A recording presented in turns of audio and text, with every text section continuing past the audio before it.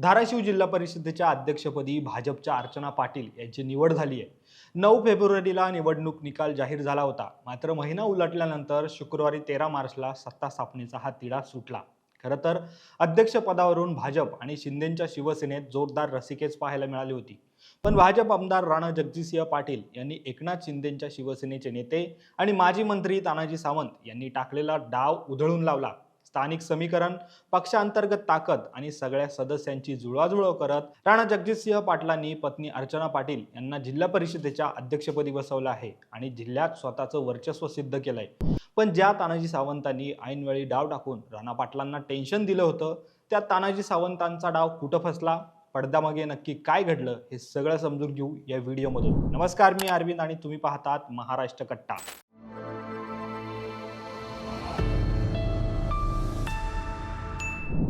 सगळ्यात आधी धाराशिव जिल्हा परिषदेमध्ये पक्षीय बलाबल आणि बहुमतासाठी किती मतांची गरज होती हे बघू।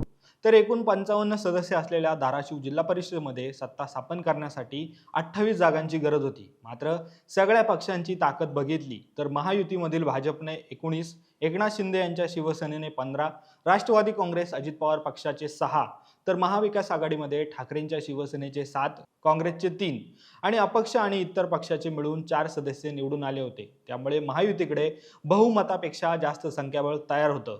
पण माजी मंत्री तानाजी सावंत यांचा गट महायुतीत लढला नव्हता, त्यामुळे 15 पैकी 7 सदस्य हे तानाजी सावंत यांचे होते। पण जिल्ह्यात राणा पाटील आणि तानाजी सावंत यांच्यात मतभेद असल्याने अर्चना पाटील यांचं झेडपी अध्यक्षपद जाणार अशा बातम्या माध्यमांमध्ये यायला सुरुवात झाली होती। एकीकडे हे सगळं घडत असताना दुसरीकडे माजी खासदार रवींद्र गायकवाड यांच्या पत्नी उषा गायकवाड यांच्या नावासाठी तानाजी सावंत गट आग्रही होते, कारण तानाजी सावंत यांना राणा पाटील यांची घराणेशाही नको होती। तसंच अर्चना पाटील जर जिल्हा परिषद अध्यक्ष झाल्या तर राणा पाटलांचा जिल्ह्यावरचा होल्ड अजून वाढेल। यामुळे तानाजी सावंत यांनी अर्चना पाटलांच्या नावाला विरोध केला होता आणि शिवसेनेला अध्यक्षपद मिळावं म्हणून प्रयत्न सुरू केले होते। पण भाजपला मात्र शिवसेनेसोबत जाऊन भाजपचा अध्यक्ष करायचा होता आणि त्यासाठी आमदार राणा जगजितसिंह पाटील यांचा मुलगा मल्हार पाटील पडद्यामागे सगळी राजकीय खेळी करत होते।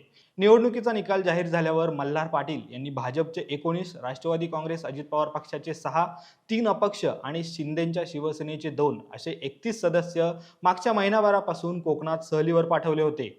इतकंच नाही तर तानाजी सावंत यांचे पुतणे धनंजय सावंत जे अपक्ष म्हणून निवडून आले होते, त्यांनीही भाजपला साथ दिली होती। त्यामुळे भाजपचं बळ आणखी वाढलं होतं। यामुळे 55 पैकी बहुमतासाठी लागणाऱ्या 28 जागांचा आकडा अर्चना पाटील यांनी सहज पार केला होता आणि इथंच तानाजी सावंत बॅकफुटवर गेले होते। पण तरी देखील तानाजी सावंत यांनी शेवटच्या क्षणी शिवसेनेचे सगळे सदस्य एकत्र आणून ताकद दाखवण्याचा प्रयत्न केला आणि मंगळवारी 10 मार्चला शिवसेनेच्या नेत्यांनी पालकमंत्री प्रताप सरनाईक आणि उपमुख्यमंत्री एकनाथ शिंदे यांची ठाण्यात भेट घेतली। या बैठकीला माजी मंत्री तानाजी सावंत, माजी खासदार रवींद्र गायकवाड, माजी आमदार ज्ञानराज चौगुले, शिवसेनेचे प्रवक्ते योगेश केदार यांच्यासह जिल्ह्यातील इतर नेते मंडळी उपस्थित होते। यावेळी शिवसेनेचे सगळे 15 सदस्य एकत्र असल्याचं सह्यांचं पत्रही देण्यात आलं।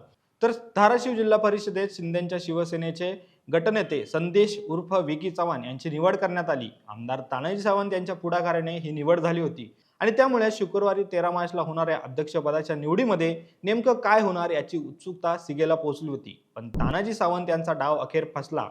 भाजपने माघार न घेता राष्ट्रवादी काँग्रेस पक्षाला उपाध्यक्षपद देऊन अर्चना पाटील यांनाच अध्यक्ष करण्याचा निर्णय पक्का केला होता, कारण भाजपने 31 जागांची जुळवाजुळव करून ठेवली होती। त्यामुळे शिवसेनेच्या वरिष्ठ नेत्यांनी जिल्हा परिषदेचे उपाध्यक्षपद हातून जाऊ नये म्हणून शेवटच्या दिवशी एकत्र येत समन्वय साधला।